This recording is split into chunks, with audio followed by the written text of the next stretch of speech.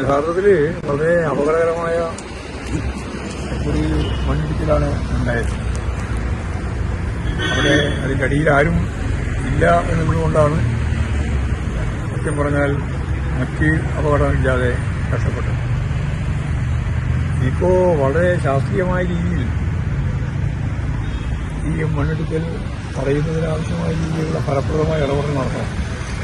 ഇപ്പോൾ national highway authority അതുപോലെ തന്നെ കൺസ്ട്രക്ഷൻ ഉടമകളൊക്കെ വളരെ ബോധപൂർവമായിട്ടൊരു ഇടപെടൽ നടത്തി വളരെ അപകടകരമായ രീതിയിൽ വരുന്ന മണ്ണിടി ഇതാരും പ്രതീക്ഷിക്കാത്തതാണ്. സാധാരണ രീതിയിൽ മണ്ണിടിയുന്നത് വേണ്ടത്ര ബലമില്ലാതെ മണ്ണ് പിടിഞ്ഞു വരികയായിരിക്കും. ഈ യഥാർത്ഥത്തിൽ മണ്ണിടിക്കുമ്പോൾ വലിയ പാറയാണ് പിടിഞ്ഞു വന്നത്. അപ്പോൾ പാറയുടെ ഒരു കരുത്ത് പോലും ഈ ഡിസൈലിന് പ്രശ്നമാവുന്നതാണ്. ഇത്ര കരുത്തുള്ള പാറ പോലും അങ്ങനെ തന്നെ പിടിഞ്ഞു വരിക.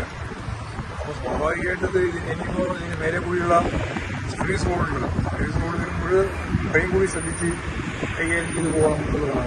അതോറിറ്റിയോട് നമ്മളിപ്പം പറയുന്നുണ്ട്, അതുപോലെ ജില്ലാ ഭരണകൂടത്തോടും പറയുന്നുണ്ട്, അത് ശക്തിയായിട്ട് ഇടപെട്ട് ആവശ്യമായ നിലപാട് സ്വീകരിക്കണം എന്നുള്ളത് തന്നെയാണ് ഞങ്ങൾക്ക് പറയാം. ഇനി ഇല്ലെങ്കിൽ ഇതുപോലുള്ള അപകടം ഇനിയും രക്ഷപ്പെട്ടു എന്ന് മാത്രമേ ഇപ്പം പറയാൻ സാധിക്കൂ. തൊഴിലാളികളാരും അതിൽ ഉൾപ്പെട്ടില്ല എന്നുള്ളതുകൊണ്ടാണ് നമുക്ക് ആശ്വാസം കിട്ടിയത്.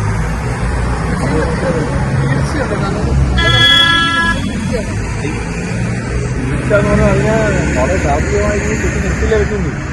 അവിടെ കുറച്ച് വെള്ളത്തിന്റെ ഒരു കാണുന്നുണ്ട്. അതെങ്ങനെയാണ് പരിശോധിച്ചാലേ മനസ്സിലാവും. ശാസ്ത്രീയമായ പരിശോധന നടത്തിയിട്ട് ഫലപ്രദമായ പ്രതിരോധം തീർക്കുക എന്നുള്ളത് മാത്രമേ കഴിയുള്ളൂ. അങ്ങനെ ചെയ്യാൻ അത് ചെയ്യണം എന്നുള്ളതാണ് ജില്ലാ ഭരണകൂടവും അതുപോലെ തന്നെ കോൺട്രാക്ടർമാർ അതുപോലെ നാഷണൽ ഹൈവേ എല്ലാം കൂടി ചേർന്നുകൊണ്ടുള്ള വളരെ ഫലപ്രദമായൊരു പ്രതിരോധം തീർക്കുന്ന നില സ്വീകരിക്കണം. അതുമാതിരി പെട്ടെന്ന് തന്നെ നമുക്ക് ഈ പണി പൂർത്തിയാക്കാൻ സാധിക്കണമല്ലോ. അതിനാവശ്യമായ രീതിയിലുള്ള ഇടപെടൽ വേണം എന്നുള്ളതാണ് പറയാനുള്ളത്. നമുക്കത് ആ രീതിയിൽ പറയാം.